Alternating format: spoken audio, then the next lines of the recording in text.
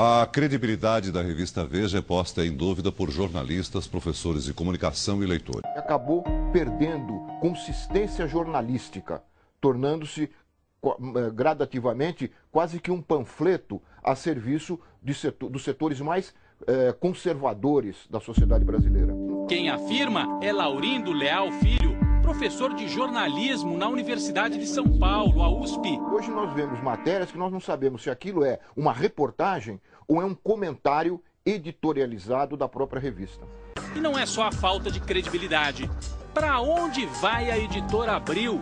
Toda informação tendenciosa pode levar a pessoa a induzir ao erro. E não é a primeira vez que a Abril precisa buscar ajuda para sobreviver. Na década passada, em dificuldades financeiras, a família Tivita foi atrás de sócios de origem duvidosa, o grupo Naspers, da África do Sul. O grupo, que tinha fortes ligações com o regime racista do apartheid, é hoje dono de 30% da editora Abril. A sociedade com empresários ligados ao regime racista da África do Sul é mais um episódio polêmico da trajetória empresarial de Roberto Tivita. Perdeu a TVA, vendida para a Telefônica, viu o site Brasil Online ser absorvido pelo UOL e estimulou a transformação da revista Veja, que já foi um dos principais patrimônios da imprensa brasileira, em um título Murdoch.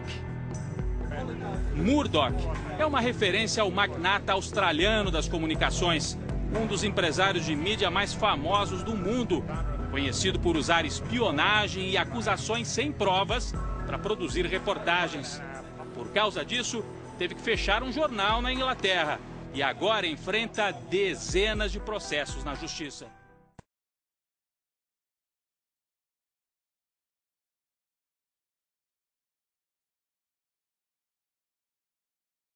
É mídia. E ela é, portanto, uma das grandes responsáveis por essa transformação das nossas intenções. Os espaços são determinados absolutamente de acordo com os interesses do dono da empresa, que ele quer ganhar dinheiro, ou outros que não querem, mas depende hoje a maioria dos nossos jornais ou televisões são grandes empresas inteiramente interessadas em lucro, não é isso? E o problema é justamente como é que nós precisamos desses mediadores e nós estamos perdendo o controle dessas mediações. Certo? Esse é o problema. E para o intelectual que não é mediático, mas que usa a mídia, né, vou dar a última experiência minha. Aliás, isso não é porque se a Folha, isso acontece em qualquer jornal. Qualquer jornal.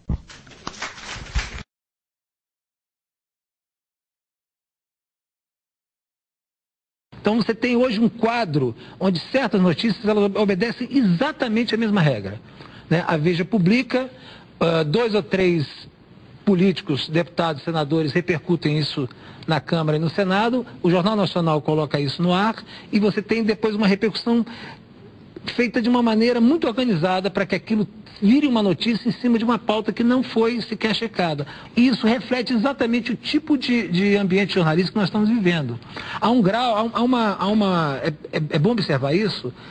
Hoje os jornalistas brasileiros, isso em Brasília é um fato corrente, eles não têm mais coragem de se pronunciar fora dos seus veículos. Mas você tenta trazer para esse debate aqui, outros jornalistas de Brasília estão ligados aos jornalões, a chamada grande imprensa. Eles não têm permissão para discutir isso.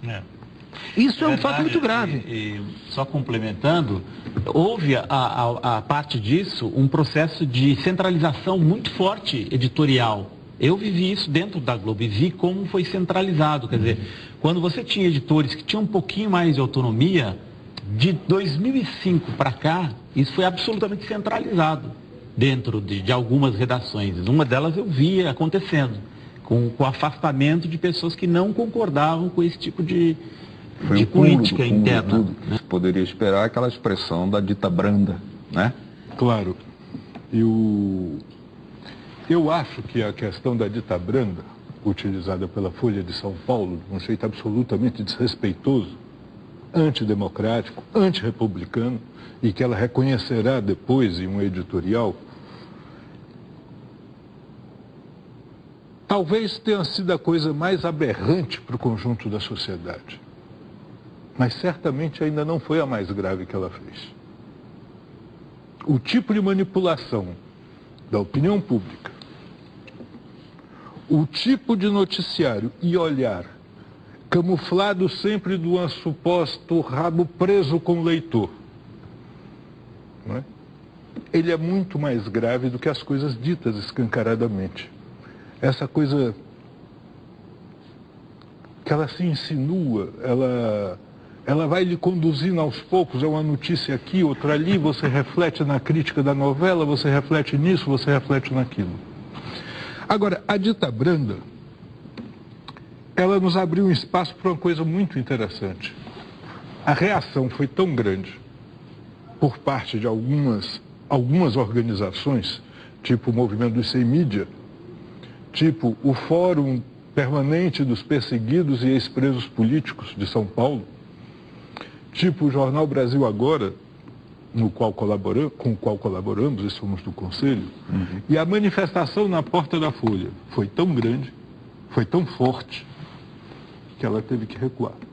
Quem estava na porta da Folha? Poucos jornalistas, o Azenha estava lá, viu? Pouquíssimos jornalistas da ativa. E sobretudo da chamada grande mídia comercial. Dizer o seguinte, com todas as letras: como que eu vou denunciar as coisas da grande imprensa, bater nisso, naquilo? Depois eu vou ficar 2 meses sem mídia. Para ele devia ser bem pior do que ir para um pau de arara, certamente. Ficar sem mídia para o político institucional hoje, para a maioria deles, certamente é pior do que ir para o pau de arara. Ele deve achar que é dita branda o resto também.